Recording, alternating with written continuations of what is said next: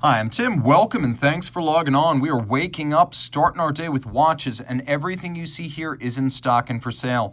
Reach out to me, Team Mosso at thewatchbox.com with your purchase and pricing questions. I'm your one-stop shop because we sell what we buy and we buy what we sell. We're always looking to build inventory, especially this time of year as the holidays approach. Sell us one watch for an entire collection, no upper limit on value paid. We pay cash, we pay fast, we walk you through the process, we make it a no-brainer. We also do trades. If you've got a watch you're not wearing, trade it for one you will.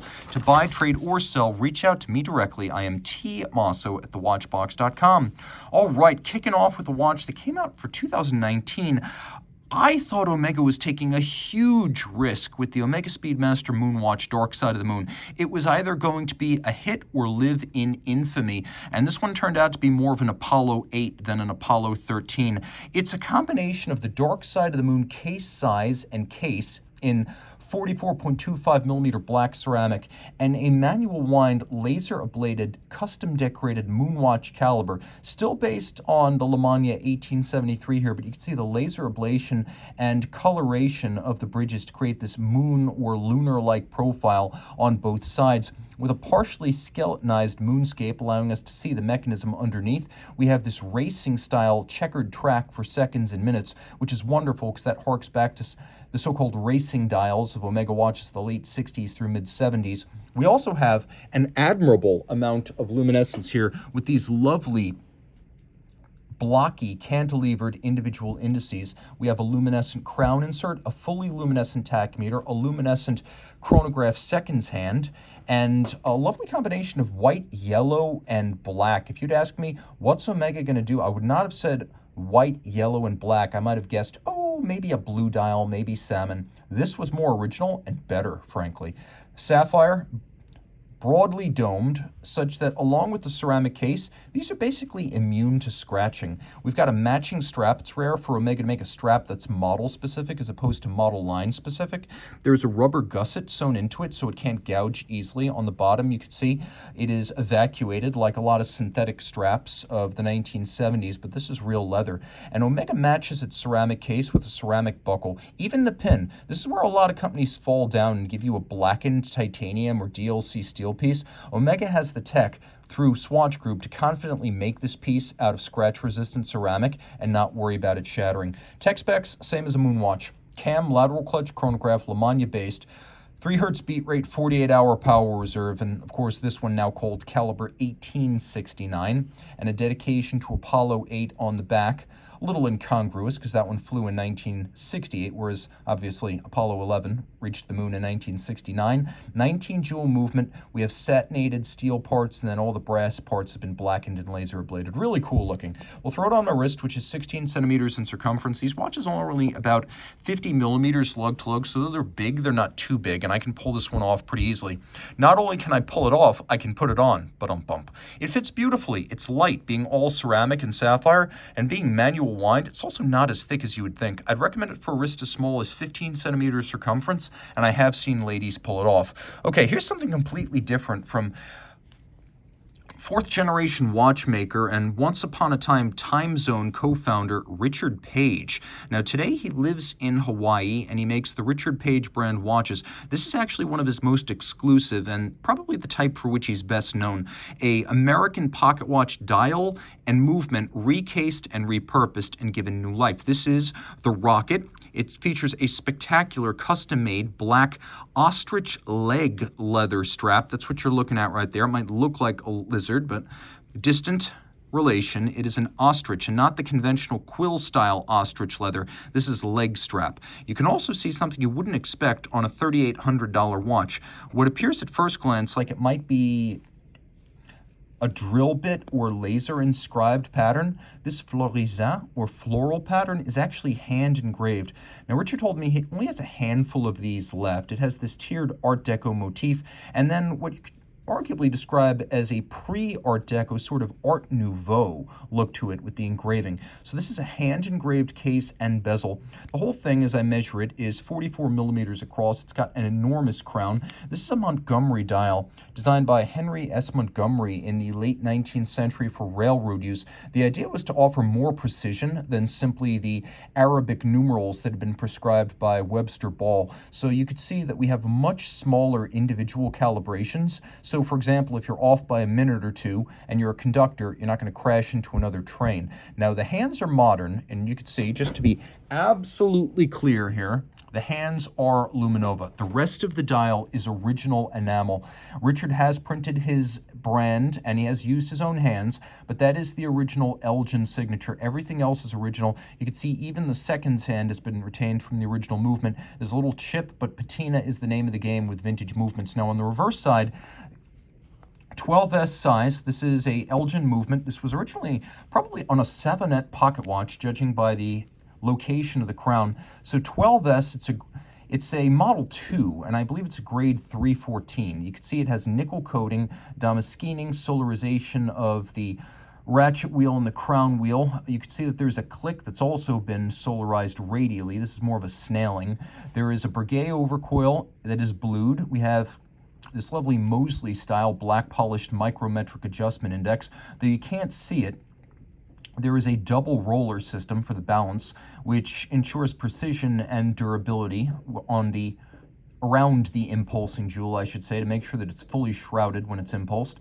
And it is a beautiful old 15 jewel movement, manual wind, big slow, 2.5 hertz beat rate, and you can see little chaton cups held by screws. This is not symbolic and frivolous like you'll find on a Longa. This is there because this is how watches were made back when this movement was constructed in 1918, and a 35-hour manual wind power reserve. I should also mention the way this thing winds. Nothing winds like a pocket watch. Outstanding stuff. It is a limited edition. Richard told me he has 1 or 2 of these left. And I can say that the way it sets is as delightful as the way it winds. Very precise.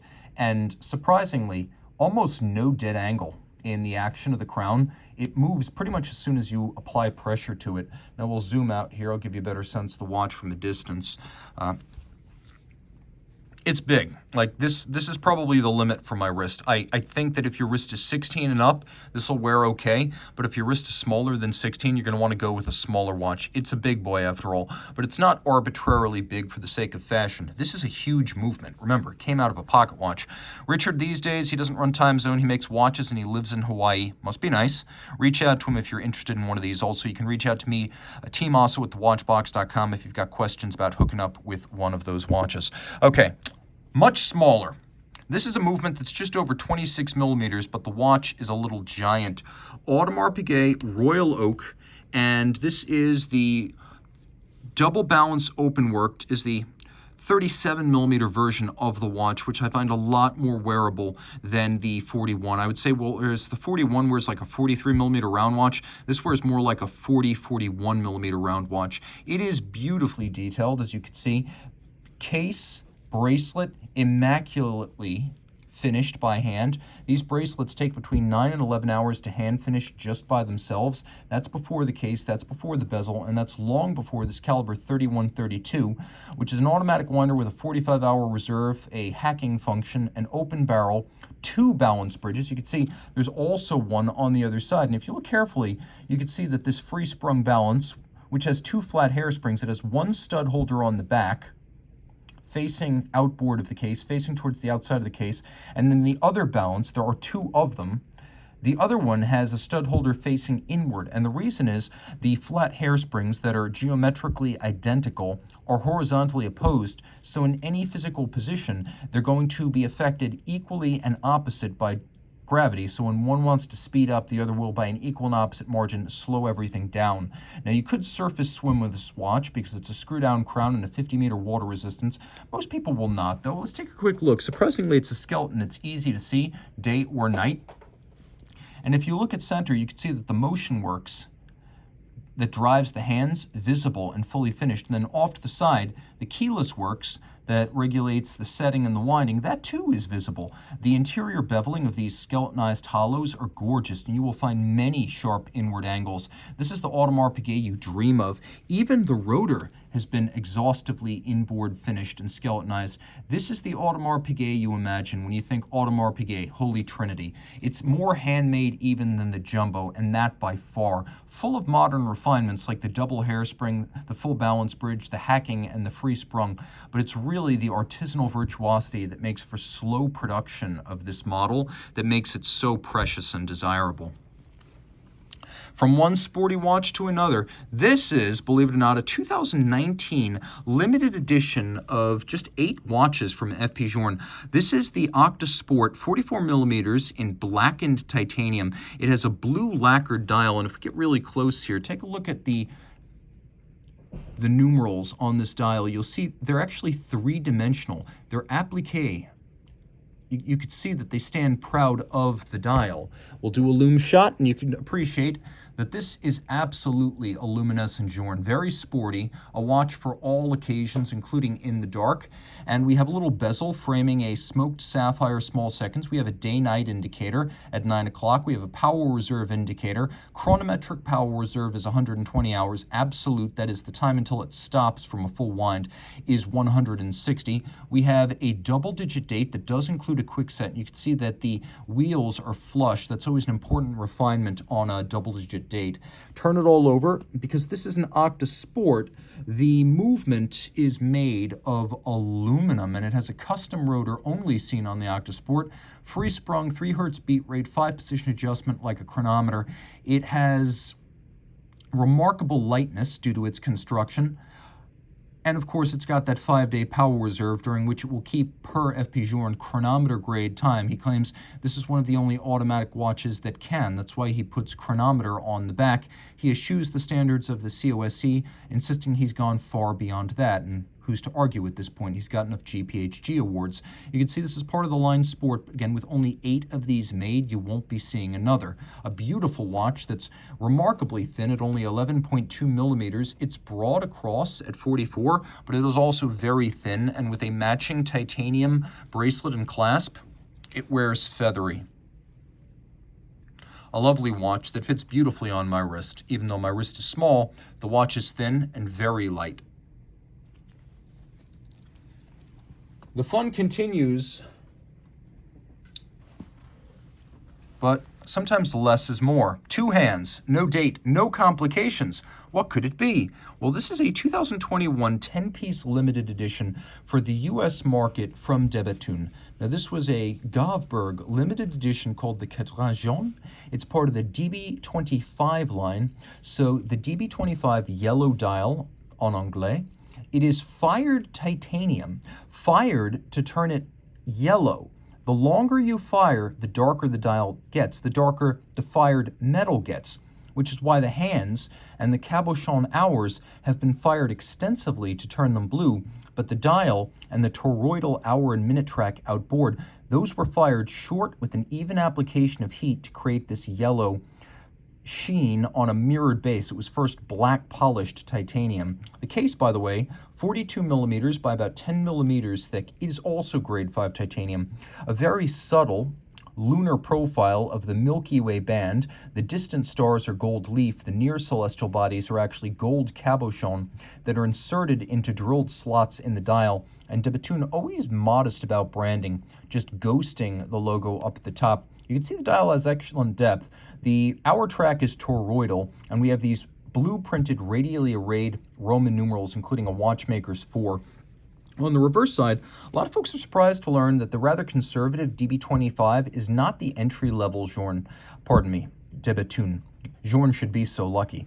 But this watch right here is not the entry-level de Bethune. It is sort of mid-line.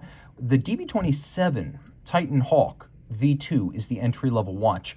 This is mechanically identical to the upscale DB28, but a lot of people don't love the look of the deltoid barrel bridge or the escapement on the dial. And I can understand that. Some people say it looks very Star Trek, like the Star Trek Officer's Fleet Command badge. It's actually designed to symbolize upward progress. This is Denis Flageolet, the watchmaking lead at de Bethune. That was his idea behind the deltoid. But we've got twin self-adjusting barrels manually wound that cannot accidentally be overwound, 6 days of power reserve. We have 1, 2, 3 shock protection springs, patented self-adjusting barrels, patented triple parachute shock protection, patented free, well, as you can see, free airstream resistant titanium and white gold balance. And I say that because the masses have been recessed so that aerodynamic drag will have as little impact on the timing as possible. That titanium and white gold balance has been patented. There is a proprietary silicon escape wheel that reduces friction, reduces the need for maintenance, and increases power reserve, and then a 2-element hand-formed hairspring that breathes concentrically like an overcoil, but is flat and shock resistant like a flat hairspring. You can see the finish very traditional. Cote de batoon laid down by abrasive wheel across the bridges. Fired blue steel springs for the triple parachute. A fully rounded and black polished dual anchored balance bridge for the balance. A snailed and beveled solid rose gold nameplate. A black polished center mount for the spring system, and double stacked barrel bridge and barrel bridge cap, each one with a broad anglage. So you can see this is anything but an entry-level model. It is the most conservative de batoon watch, but it is not the cheapest or the most common. I want to allay those fears. This is a very respectable and very, frankly, expensive watch that is designed for those who are coming over from Moritz Grossman, Moser, FP Journe, Voutilainen, something more conventional. You're not quite ready for a DB27 or a DB28 and that particular look. This is the way to get into de batoon. And de batoon has only just made over 3,000 watches since its inception in 2002. They're going to make about 250 this coming year, so exclusivity is assured. Okay, double pumping platinum FP Journe. This is one of the rarest FP Journe watches ever made. 69 pieces in platinum, 69 pieces in platinum with diamond setting, and then 3 pieces in gold, created, or at least conceived, for the 30th anniversary of Antiquorum. The initial Vagabondage was a watch created for charitable purposes in conjunction with Antiquorum's anniversary.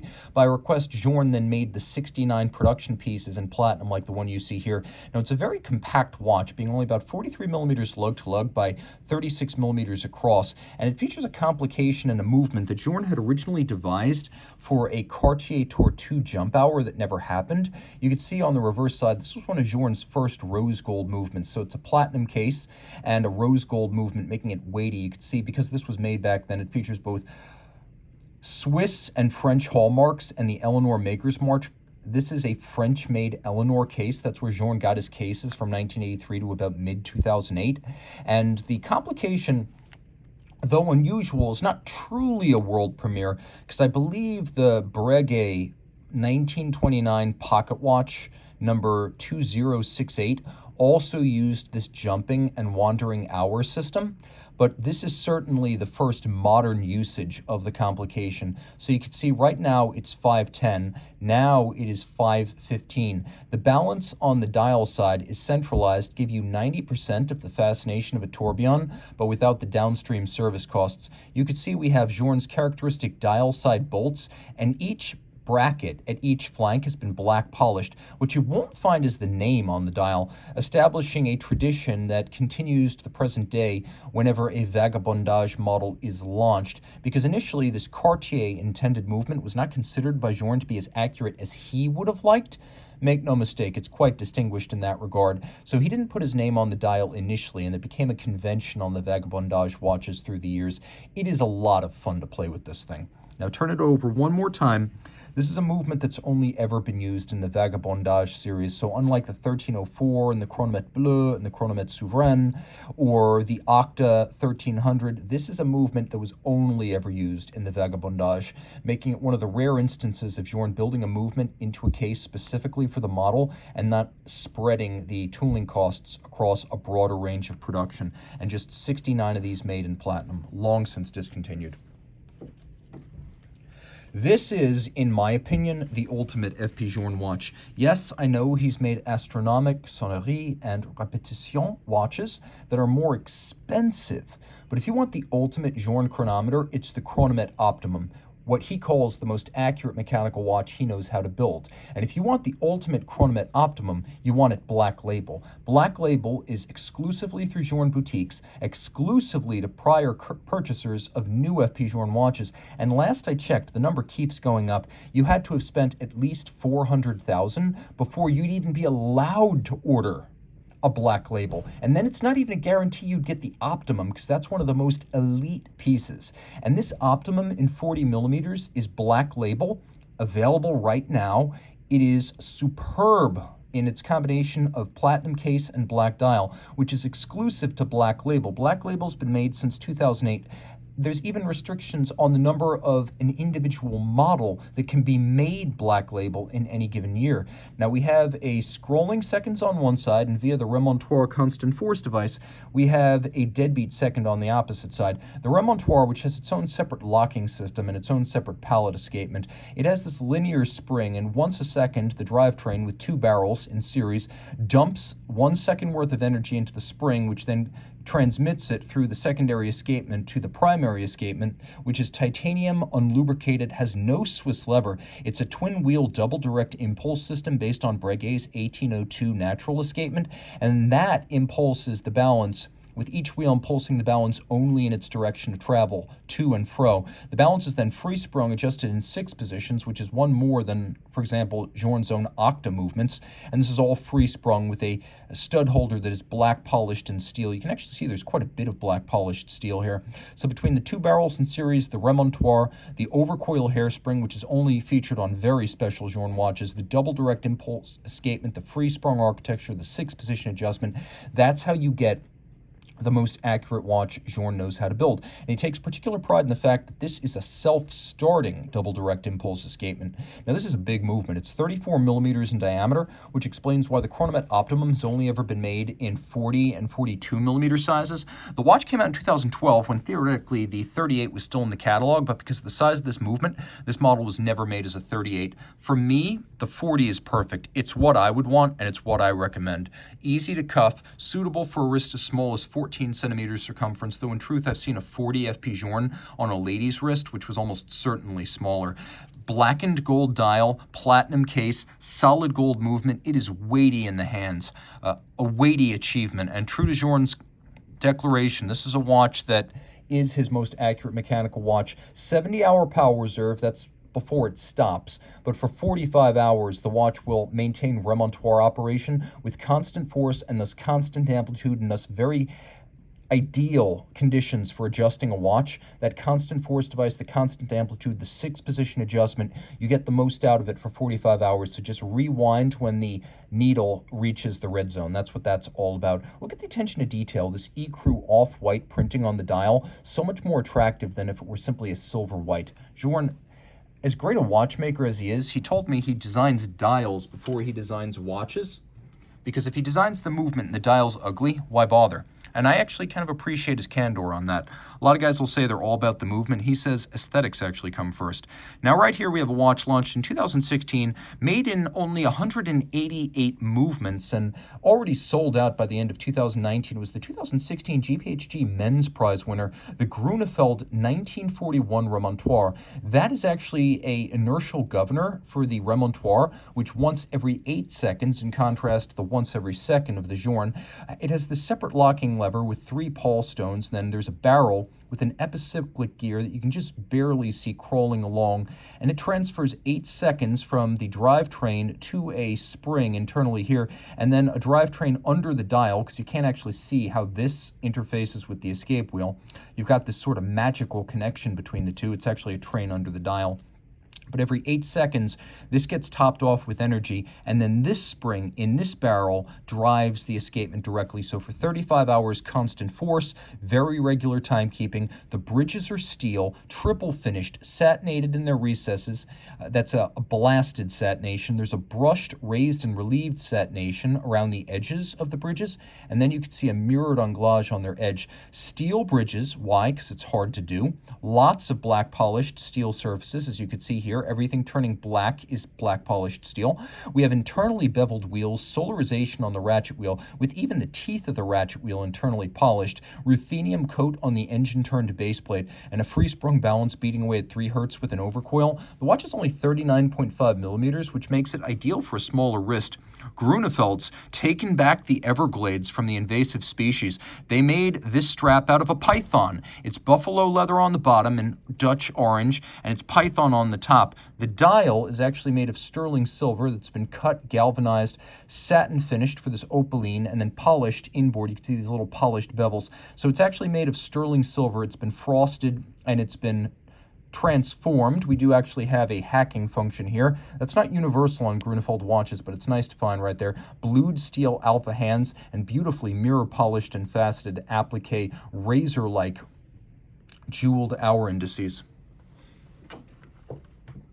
Finally, the big piece, De Bethune DB28 GS Yellow Submarine, a 25-piece yellow-fired Grade 5 titanium 2021 limited edition. This is how De Bethune does a dive watch. It does have a screw-down crown. It is 105 meters water resistant. You can see it actually does have passive lume, but that's not what this watch is known for. By the way, the lume is by Black Badger and James Thompson. The dynamo is by Denis Flageolet. Again, the watchmaking genius at De Bethune found that you could run a dynamo to turn LED lights, which backlight the unidirectional bezel so you can see it precisely at night. This is one of the few center second DB28s, and you can always tell it's running at night because of that center second's hand. Triple parachute shock protection, 5 days of power reserve. There's a power reserve indicator over at 9 o'clock. You can actually see it creeping slowly. It will actually stop the dynamo before the watch stops running. 2 barrels, you can see they drive the dynamo. There's a minute repeater style governor in the corner, so you have this slow, even release of energy, and it doesn't just zip through the power in 5 seconds. And then the dial's actually exotic in its architecture, but hand-finished in its details. A very special watch. Okay, more details. This is a watch that features variable geometry floating lugs. The lugs go from 54.7 millimeters across the wrist to 51.7. It looks thick, but it's not. It's only 12.8 millimeters thick. It is 44 in diameter, but it's very light. A wonderfully smooth bezel ratchet, 1, 2, 3 shock protection springs, twin barrels, again, that you cannot accidentally overwind. Everything here that is yellow is titanium grade 5 that has been fired a short period of time to turn it yellow. We have engraved strakes in the zirconium caseband, as well as in the cap of the barrel bridge and the cap of the base plate. That is a lathe-based reductive guilloche that De Bethune uses because, frankly, a rosette-style brigade guilloche would not look right on this watch, so they use their own kind of artisanal engine turning. They just make it look more contemporary. The bezel's easy to grip. We have a strap here that was created just for this model, 25 pieces, and they get their own special fully integrated brown rubber strap. And then on the reverse side, you can see I'm not lying about the 105 meter water resistance. More microlight engraving, beveling on the edges of satinated steel levers, and this is actually the mechanism that underpins that power reserve indicator over at 9 o'clock. On my wrist, a pure pleasure. Easy to wear because, again, it's very light, it's fairly thin, and it conforms to you. This is a watch that, frankly, I'd recommend for a wrist of 14 centimeters circumference or larger, but once again, as with the Journe 40 millimeter case, I've seen this worn by women whose wrists are so petite, I'm shocked it works, but somehow it does, which means give it a try. We have a 7-day, no questions asked return policy. You don't like it, send it back. But definitely, if you have the means, I encourage you to dare. If you love this watch or any you've seen here, reach out to Team Mosso at thewatchbox.com for purchase and pricing details.